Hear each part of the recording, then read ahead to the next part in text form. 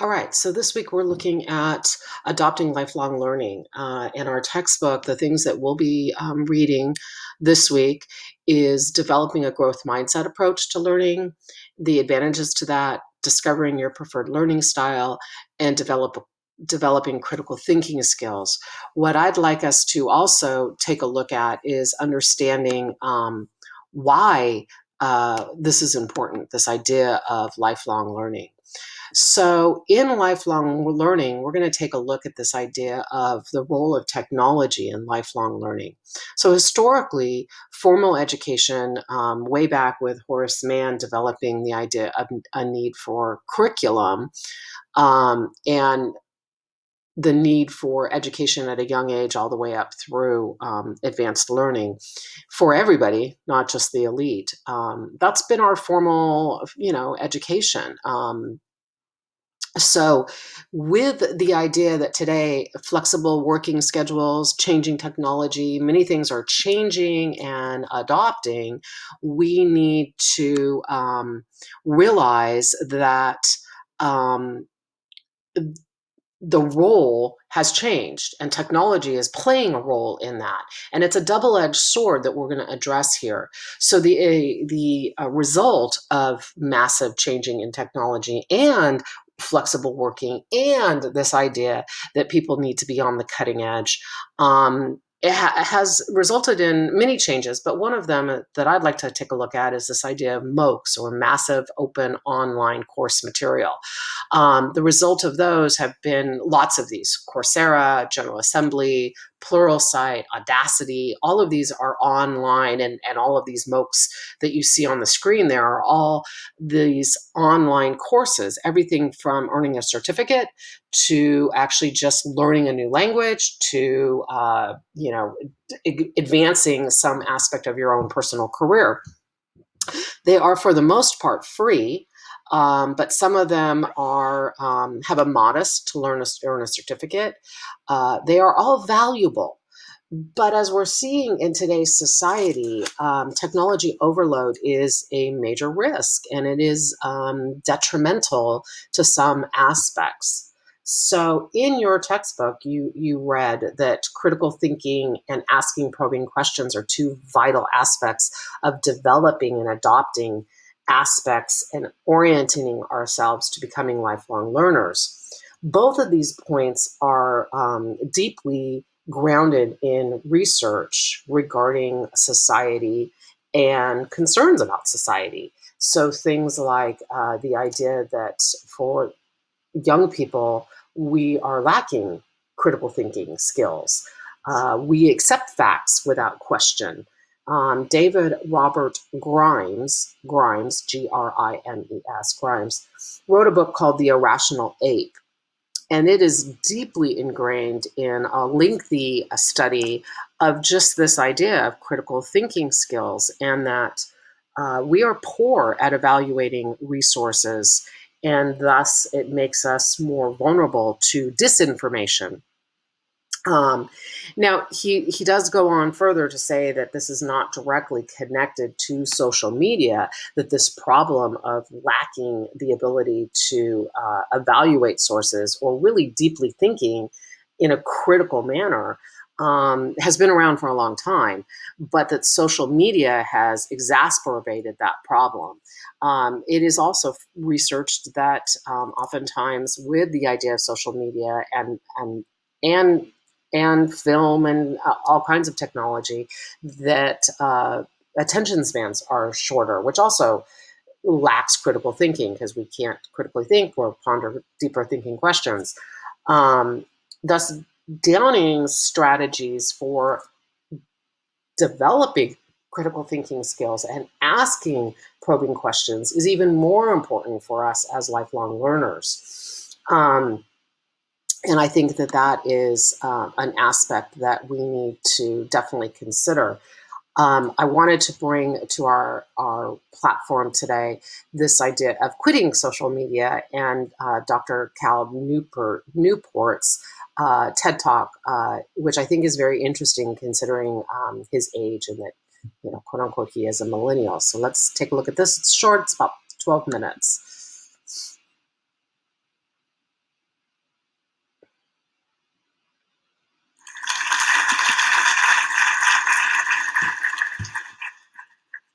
All right, so you probably don't realize that right now you're actually looking at something quite rare, because I am a millennial computer scientist book author standing on a TED stage, and yet I've never had a social media account.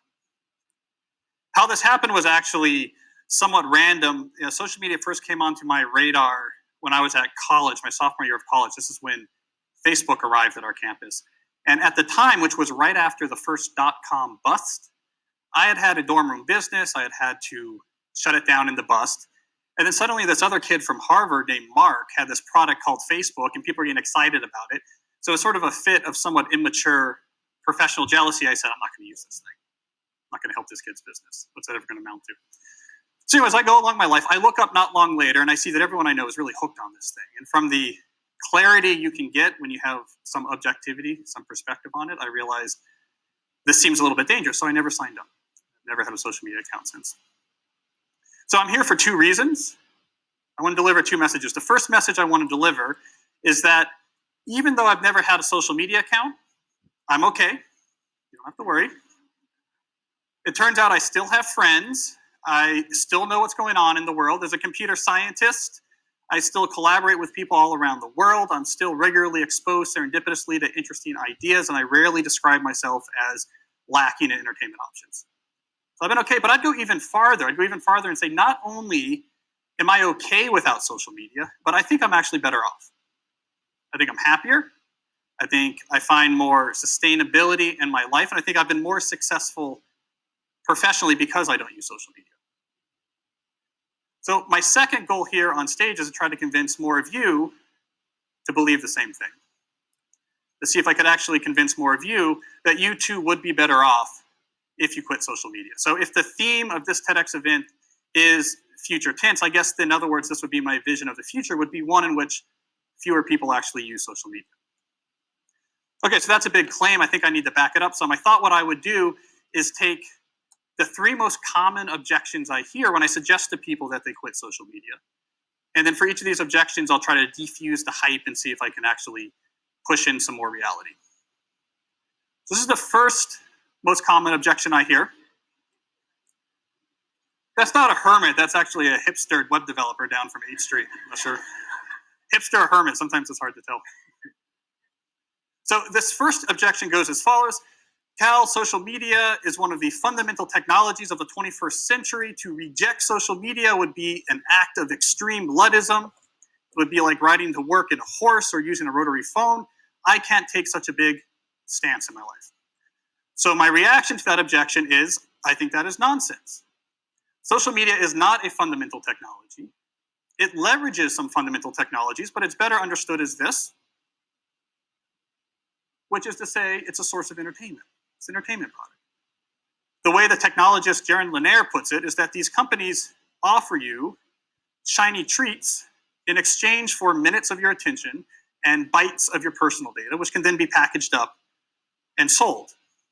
So to say that you don't use social media should not be a large social stance. It's just rejecting one form of entertainment for others. It should be no more controversial than saying, I don't like newspapers, I like to get my news from magazines, or I prefer to watch cable series as opposed to network television series. It's not a major political or social stance to say you don't use this product. My use of the slot machine image up here also is not accidental, because if you look a little bit closer at these technologies, it's not just that they're a source of entertainment, but they're actually a somewhat unsavory source of entertainment. We now know that many of the major social media companies hire individuals called attention engineers who borrow principles from Las Vegas casino gambling, among other places, to try to make these products as addictive as possible. That is the desired use case of these products, is that you use it in an addictive fashion because that maximizes the profit that can be extracted from your attention and data. So it's not a fundamental technology, it's just a source of entertainment, one among many, and it's somewhat unsavory if you look a little bit closer. So here's the second common objection I hear when I suggest that people quit social media. The objection goes as follows. Cal, I can't quit social media because it is vital to my success in the 21st century economy. If I do not have a well-cultivated social media brand, people won't know who I am, people won't be able to find me, opportunities won't come my way, and I will effectively disappear from the economy. So again, my reaction is, once again, this objection. also is nonsense. So I recently published this book that draws on multiple different strands of evidence to make the point that in a competitive 21st century economy, what the market values is the ability to produce things that are rare and are valuable.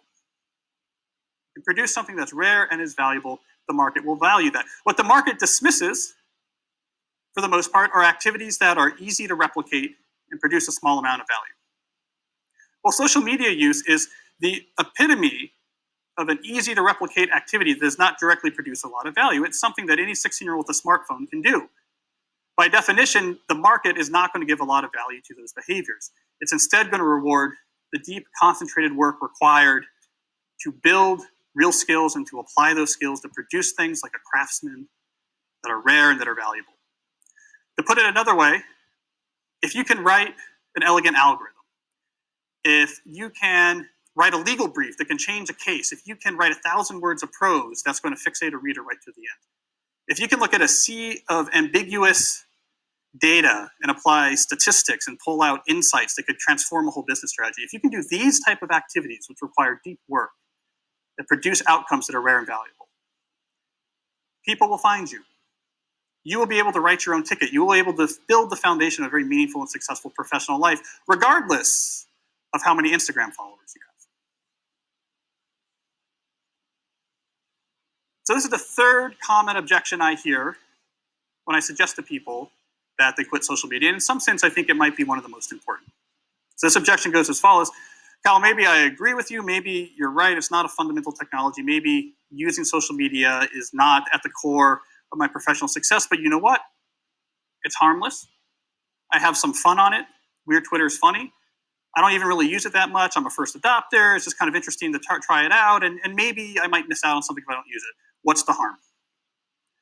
So again, I look back and I say, this objection also is nonsense.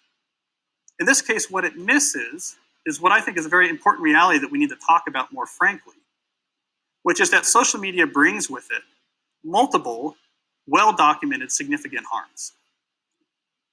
And we actually have to confront these harms head on when trying to make decisions about whether or not we embrace this technology and let it into our lives.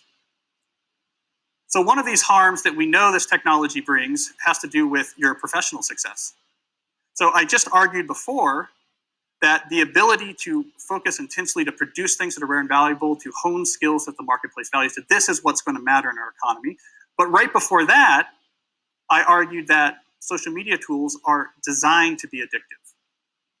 The actual desired use case of these tools is that you fragment your attention as much as possible throughout your waking hours. That's how these tools are designed to use. Well, we have a growing amount of research which tells us that if you spend large portions of your day in a state of fragmented attention, so large portions of your day where you're constantly breaking up your attention, take a quick glance, do a just check, and just quickly look at Instagram, that this can permanently reduce your capacity for concentration. In other words, you could permanently reduce your capacity to do exactly the type of deep effort that we're finding to be more and more necessary in an increasingly competitive economy. So social media use is not harmless. It can actually have a significant negative impact on your ability to thrive in the economy. I am especially worried about this when we look at the younger generation coming up, which is the most saturated in this technology. If you lose your ability to sustain concentration, you're going to become less and less relevant to this economy. There's also psychological harms that are well documented that social media brings that we do need to address. So we know from the research literature that the more you use social media, the more likely you are to feel lonely or isolated.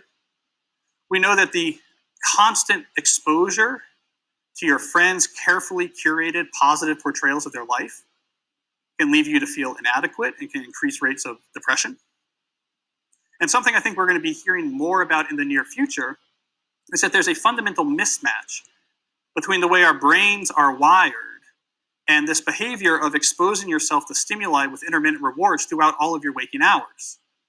So it's one thing to spend a couple hours at the slot machine in Las Vegas, but if you bring a slot machine with you and you pull that handle all day long from when you wake up to when you go to bed, we're not wired from it. It short circuits the brain, and we're starting to find that it has actual cognitive consequences, one of them being this sort of pervasive background hum of anxiety. Now, the canary in the coal mine for this issue is actually college campuses. If you talk to mental health experts on college campuses, they'll tell you. Along with the rise of ubiquitous smartphone use and social media use among the students on the campus came an explosion of anxiety-related disorders on those campuses. So that's the canary in the coal mine.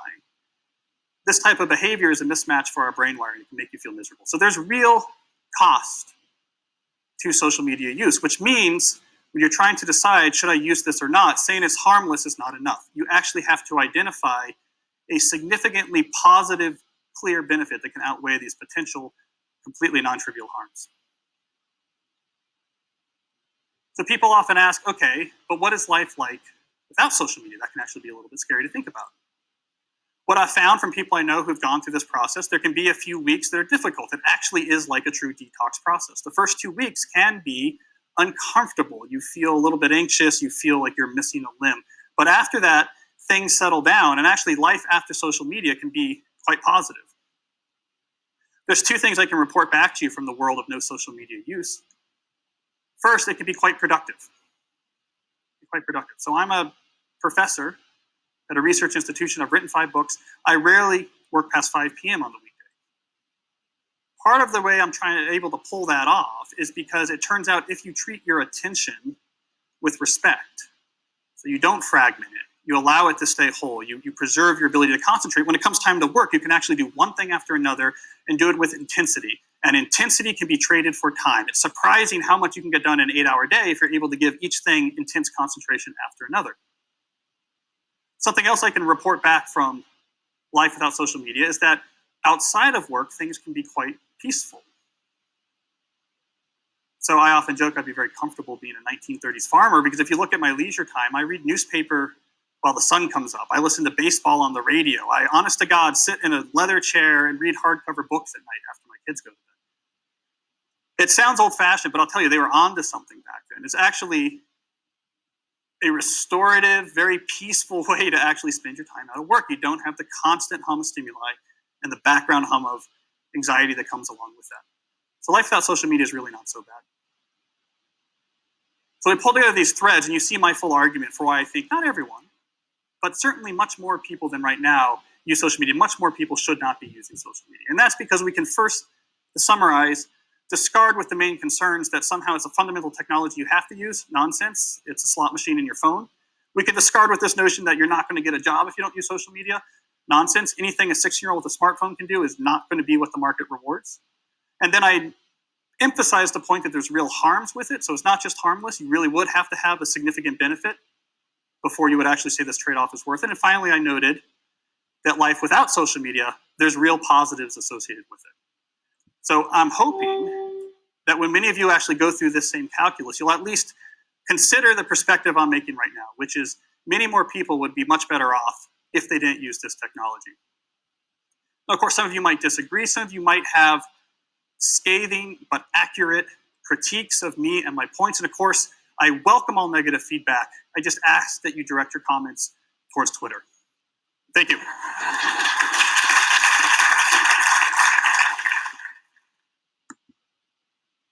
So I think he has some really valid points. And I think what the argument there, and it's just another perspective, but the argument there is kind of gets at the heart of what we're looking at, or what I'm trying to look at here, is critical thinking and probing questions are vital to lifelong learning. And sometimes we can't think critically if we are distracted. And critical thinking and probing questions are important strategies. So the question then becomes, why on earth be a lifelong learner in the first place? Why can't I just hang out on social media and who cares once I'm done? And I'd like to argue a couple of points. Number one, your brain continues to grow and develop, and synapses continue to grow and develop. You are, the old adage, you can't teach a dog new tricks, is absolutely asinine. Your brain does develop synapses. It does continue to grow. It does develop new synapses. So there's lots of neuroplasticity in your brain, and there's lots of research that proves this point. So I think that maybe curbing social media might be a valid attribute to developing critical thinking and asking probing questions. The other reason that we want to be lifelong learners is the world continues to change, and thus we need to continue to learn new things and develop new strategies to address concerns in the world, to become, inquisitive human beings. The other two arguments I would make for being a lifelong learner is personal fulfillment. I tell this story of my father in his late 70s. Now, my father was an engineer. He worked for McDonnell Douglas on DCs. He was part of McDonnell Douglas when they were critical in developing Apollo technology for our moon program. So he was not a stupid man by any stretch of the imagination, but he had been retired for many years. He was in his 70s. And he decided the one thing that he always wanted to do was learn astrophysics and what was new in the astrophysics world. And he signed up way back in the early 90s, late 80s, early 90s, for a course where, now this is before we have modern technology, so there were no MOOCs, although I think my dad would have loved those. He signed up for a course out of the East Coast at an Ivy League at Harvard, and it was a correspondence. So they sent him video, the old-fashioned VHS video that he plugged into his TV. He would watch these lectures and write the responses to these essays and mail them back and get feedback from his professor. And obviously not for a course grade or to advance his degree. For heaven's sakes, he'd been retired forever. But it was for personal fulfillment and an absolute self-satisfaction. He found it fascinating and interesting. And granted, he did nap through some of those videos, but it was all for his own lifelong learning and something that he had always been interested in. And I ponder back to that oftentimes when I'm talking about lifelong learning. The other thing I need you to realize, and the reason I have the graphic here on sustainable development goals, this is the UN, so the United Nations. So I think what's interesting is this idea of lifelong learning is not only unique to the United States, but it's not absolutely just new. It is a concept that's been around for quite some time. But the United Nations Educational, Scientific, and Cultural Organization, or UNESCO for abbreviation, has identified that lifelong learning is an integral part of the Education 2030 or 2030 framework for action. And it is promoting lifelong learning as vital to sustainable development goals. And that if we as a society don't establish lifelong learning in our societies, we will not be able to develop new sustainable development goals and accomplish these goals. So I think this idea of lifelong learning is vital to us. If you want to, or think that I'm full of malarkey, or if you want to read more about it, Technology for Learners is where the video came from with Dr. Newport. It's not where his book is, but this is where I received that information in this particular article. John Yang did an NPR interview just recently with Dr. David Robert Grimes, the author of Irrational Ape, but that is where he talks about this dangerous global flood of misinformation and the idea that society is losing its ability to critically think. And then the UN information is obviously in the Sustainable Development Goals. It's a very large article, but it's very